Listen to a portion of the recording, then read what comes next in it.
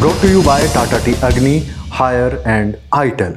इस खबर में चलते हैं सुप्रीम कोर्ट और आज आए कुछ बड़े फैसलों का जिक्र करेंगे। आज सुप्रीम कोर्ट की संवैधानिक बेंच ने एक अहम मुद्दे पर फैसला सुनाया। बेंच ने कहा कि अगर नियम अनुमति नहीं देते हैं तो सरकार को किसी भी भर्ती के नियमों और अर्हता एलिजिबिलिटी के क्राइटेरिया में भर्ती के प्रक्रिया के दौरान बीच में बदलाव करने का कोई अधिकार नहीं है। इस बेंच में जज थे chief justice of India DY Chandrachud, justice Rishikesh Roy, justice PS Narasimha, justice Pankaj Mittal और जस्टिस मनोज मिश्रा।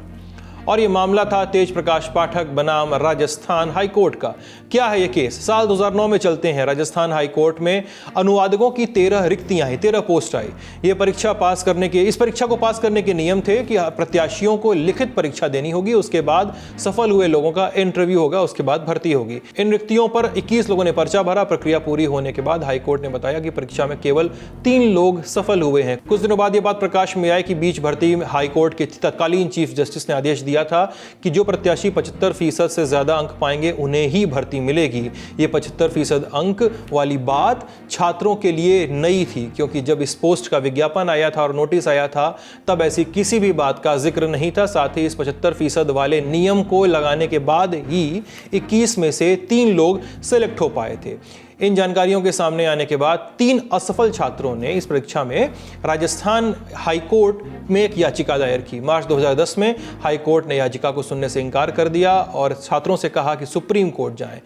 छात्र सुप्रीम कोर्ट पहुंचे। उन्होंने तर्क दिया कि हाईकोर्ट के चीफ जस्टिस का 75% वाला नियम जो है वो ऐसा है कि जैसे खेल खत्म होने के बाद खेल के नियम बताए जाएं। स्टूडेंट्स ने साल 2008 के मंजूश्री बनाम आंध्र प्रदेश सरकार केस का हवाला दिया, जिसमें तब सुप्रीम कोर्ट ने आदेश दिया था कि भर्ती के नियम भर्ती प्रक्रिया के बीच नहीं बदले जा सकते हैं। मार्च 2023 justice RM Lodha, justice Chelameswar और जस्टिस मदन लोकुर की बेंच ने, 3 जजों की बेंच थी, उन्होंने कहा कि साल 2008 वाला जो आदेश है वो सख्ती से लागू करेंगे तो राजस्थान हाईकोर्ट को 3 के बजाय सभी 13 पोस्ट पे भर्ती करना होगा।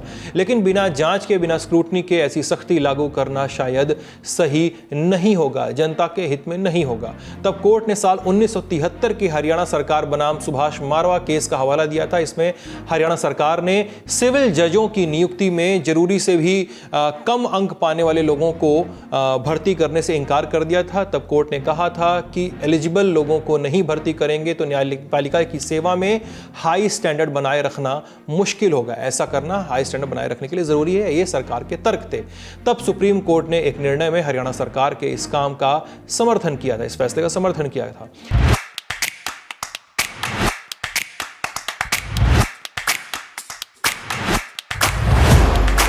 अब राजस्थान हाईकोर्ट वाला जो केस था, जब सुप्रीम कोर्ट उसको सुन रही थी 2023 में, तो सुप्रीम कोर्ट ने इस मामले को चीफ जस्टिस की अध्यक्षता वाली बेंच के पास भेजा।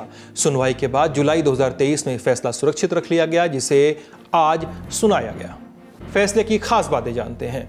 भर्ती प्रक्रिया विज्ञापन से शुरू होती है, भर्ती पूरी करके ही खत्म होती है।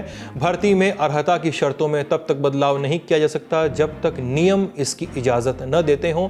भर्ती की शर्तों को भी अनुच्छेद 14 यानी समानता के अधिकार और अनुच्छेद 16 यानी भेदभाव से मुक्त पब्लिक भर्ती का पालन करना होगा। और अदालत का मंजूश्री केस में फैसला एक बढ़िया कानून है। इसे बस इसलिए गलत नहीं बताया जा सकता कि क्योंकि ये 1973 के मारवा केस को ध्यान में नहीं रखता है। ये तो इस फैसले की बात हो गई। CJI चंद्रचूड़ ने एक और गौरतलब काम किया। आपको पता ही है कि CJI चंद्रचूड़ 10 नवंबर को रिटायर हो रहे हैं। 8 नवंबर को उनका लास्ट वर्किंग डे होगा। अपने लास्ट वर्किंग डे से ठीक एक दिन पहले CJI ने समर वेकेशन पे बड़ा फैसला लिया। CJI ने सुप्रीम कोर्ट में समर वेकेशन यानी ग्रीष्मकालीन अवकाश को खत्म कर दिया है। यह नियम तुरंत ही लागू कर दिया जाएगा। साल 2025 के जुडिशियल कैलेंडर में समर वेकेशन को, समर ब्रेक को आंशिक कार्य दिवस मेंशन किया गया है और नए नियमों के मुताबिक आंशिक कार्य दिवस 26 मई 2025 से शुरू होंगे और पूर्ण कार्य दिवस 14 जुलाई 2025 से शुरू होंगे। यानी कोर्ट इन 2 सत्रों के लिए बैठेगी। पहला सत्र आंशिक कार्य दिवसों से शुरू होकर विंटर ब्रेक तक के ठीक पहले तक चलेगा, तो उसके पहले खत्म हो जाएगा, और दूसरा सत्र शीतकालीन अवकाश के खत्म होने पर शुरू होगा।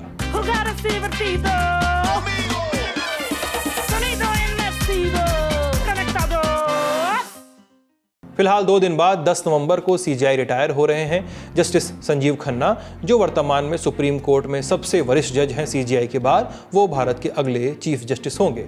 ये खबर फिलहाल यहीं तक।